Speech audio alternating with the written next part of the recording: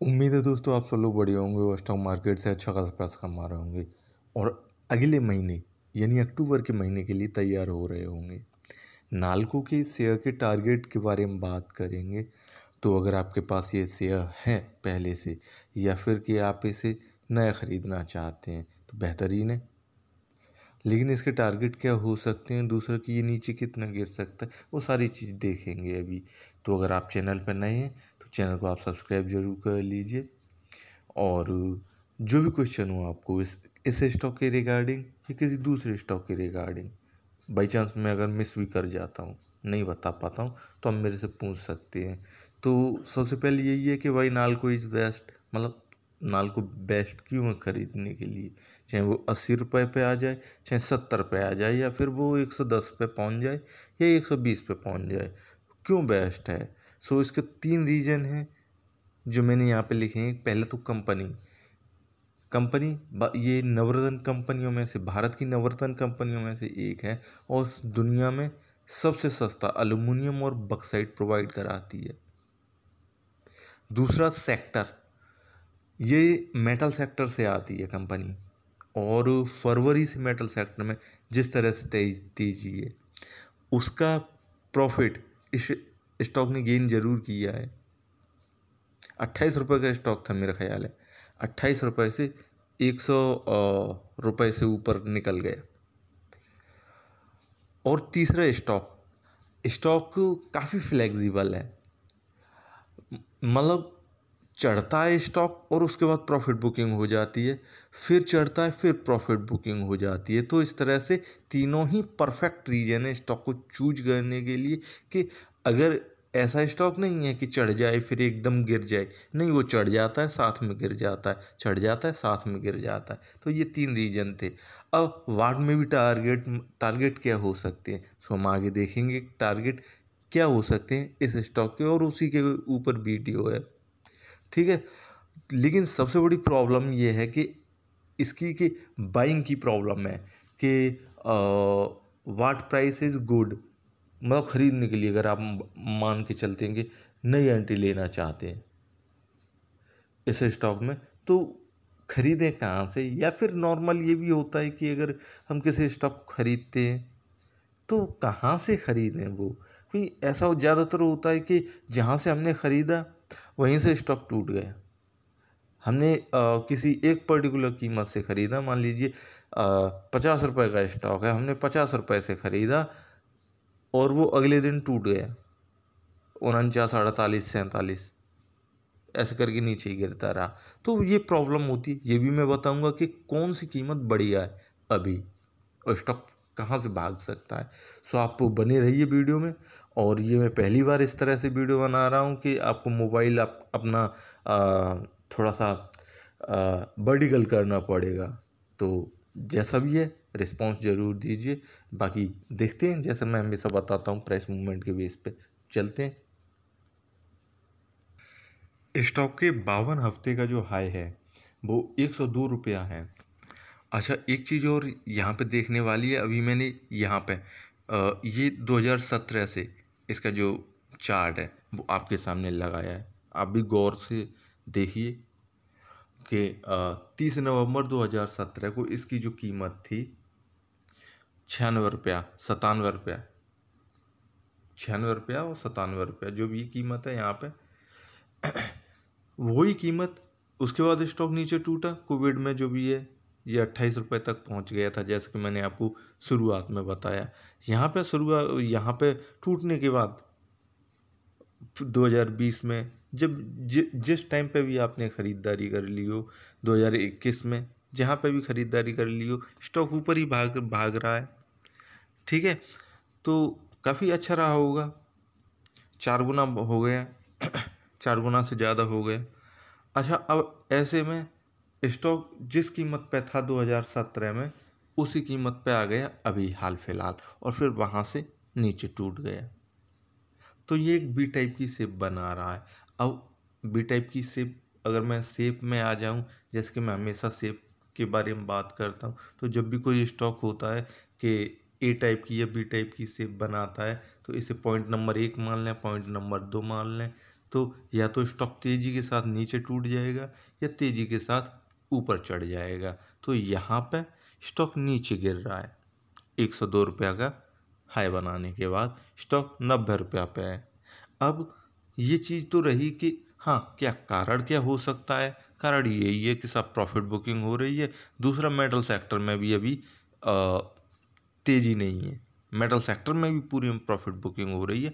उसका खामियाजा नुकसान नाल्को को भी भुगतना पड़ रहा है। और सबसे ज़्यादा नुकसान जो ऊपर से अगर आपने ख़रीद के रखा है ऐसे 100 रुपया के आसपास से, तो फिर आपको भुगतना पड़ रहा होगा। हालांकि स्टॉक आगे कितना लंबा जाएगा वो मैं आपको बता दूंगा। ये तो रहा इसका 2017 से इसका प्राइस मूवमेंट। अब मैं इसका 1 साल का जो प्राइस मूवमेंट है इसका वो आपको दिखाता हूँ कि कितना मस्त भागा है।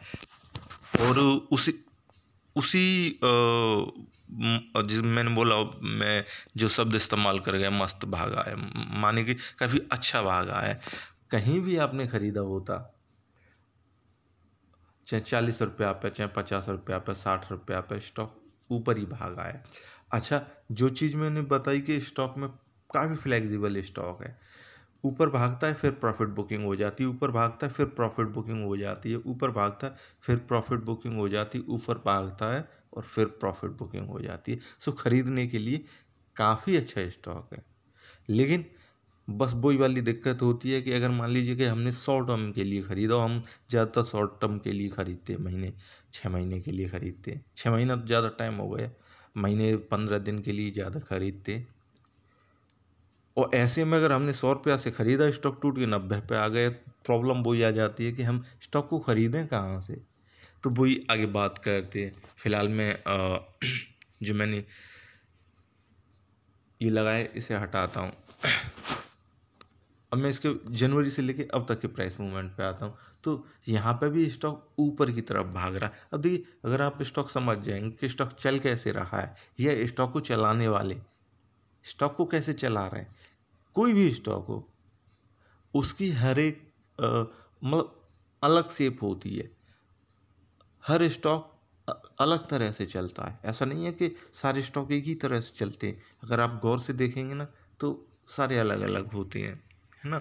तो यहाँ पे मान के चलते हैं कि इसने सबसे पहले 80 रुपये का हाई बनाया, ठीक है। उसके बाद प्रॉफिट बुकिंग हुई, 64 रुपये तक आया। फिर उसके बाद इसने 98 रुपये का हाई बनाया। फिर उसके बाद ये प्रॉफिट बुकिंग हुई, 70 रुपये तक आया।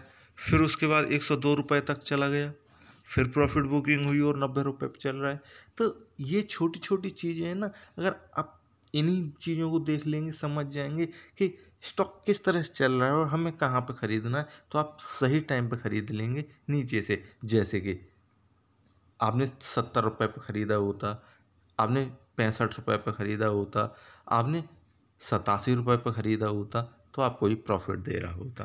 तो ये चीज़ें होती हैं। अब आगे ऊपर कितना उठ सकता है, तो इसके लिए 1 महीने का प्राइस मूवमेंट लगाते हैं।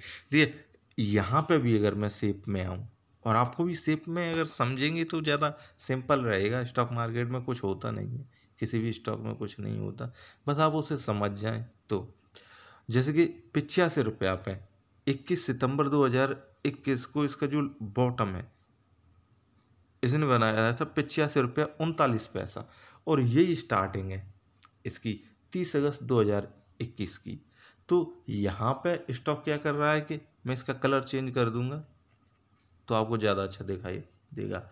ऊपर गया स्टॉक, फिर नीचे आया, ठीक है। यहाँ पे स्टॉक ने अपना शेप बना लिया, जो भी है ये टाइप का कंप्लीट कर दिया। अब इसके बाद या तो ये ऊपर जाएगा या नीचे जाएगा।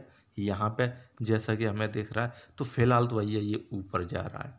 अब बात ये आती है कि ये ऊपर तो जा रहा है 80 रुपये से, अगर आपको मालूम होता है ये कि स्टॉक को कहाँ से ख़रीदना है। जो प्रॉब्लम होती है कि कहाँ से ख़रीदना है, भैया बस यहीं से ख़रीदना होता है। जब स्टॉक ऊपर से टूट जाता है, प्रॉफिट बुकिंग पक्की हो जाती है पूरी, तो आपको वहीं से मतलब मगरमच्छ की तरह बैठे देखे रहना होता है कि कौन कब ये कीमत आए। जो जैसे कि ये कीमत थी इसकी 86 रुपये की या 87 रुपये की, या आप 88 रुपये भी मान लेते हैं। अब देखिए कि ऊपर से टूट के ये कब उसी कीमत पे आ रहा है, क्योंकि इससे नीचे नहीं जाएगा। स्टॉक काफ़ी बेहतरीन है तो नीचे तो नहीं जाने वाला, ये तो आपको मालूम होगा।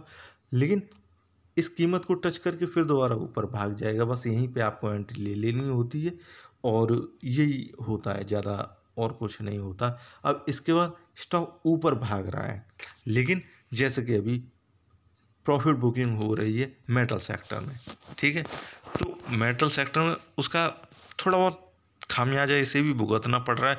दूसरा कि इसने अभी डिविडेंड दिया है, तो जब स्टॉक ज़्यादातर डिविडेंड वगैरह देते हैं तो ऐसे में टूट जाते हैं, गिर जाते हैं, लेकिन वो उठ जाते हैं, फिर भाग जाते हैं।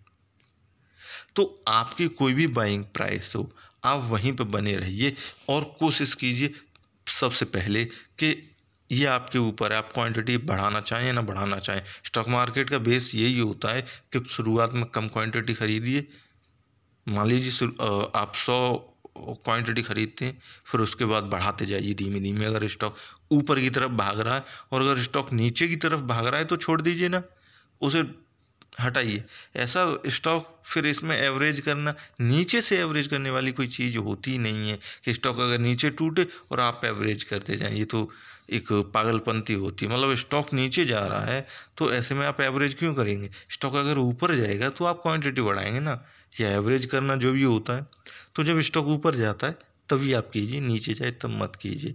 तो अब यहीं से अब स्टॉक ऊपर जा रहा है, आप कोई भी एक कीमत रख लीजिए कि जहाँ से भी आपने ख़रीदा होगा, जो भी आपकी बाइंग प्राइस होगी, अगर आपने हाल फिलहाल ख़रीदा होगा तो स्टॉप लॉस बना के रख लीजिए कि भैया देखिए स्टॉक कितना भी अच्छा है, लेकिन अगर मुझे नुकसान देगा तो मैं निकल जाऊँगा। यहाँ पे आप पे 86 रुपया मान लीजिए, जैसे कि मैंने अभी बताया, ये इसकी शुरुआती कीमत है पिछले 1 महीने की, या फिर कि 84 मान लीजिए, 83 मान लीजिए, कोई एक कीमत फिक्स कर लीजिए और दिमाग में फिट कर लीजिए भाई इस कीमत से स्टॉक नीचे उतरा तो मैं बेच दूंगा, अदरवाइज मैं हूँ स्टॉक में। मान लीजिए मैंने 99 रुपये से भी ख़रीदा है और स्टॉक अगर नीचे उतरता है 84 रुपया से तो मैं बेच दूंगा उतने नुकसान के साथ, मुझे उतना नुकसान तो ले लेना ही है। बस यही स्टॉप लॉस होता है।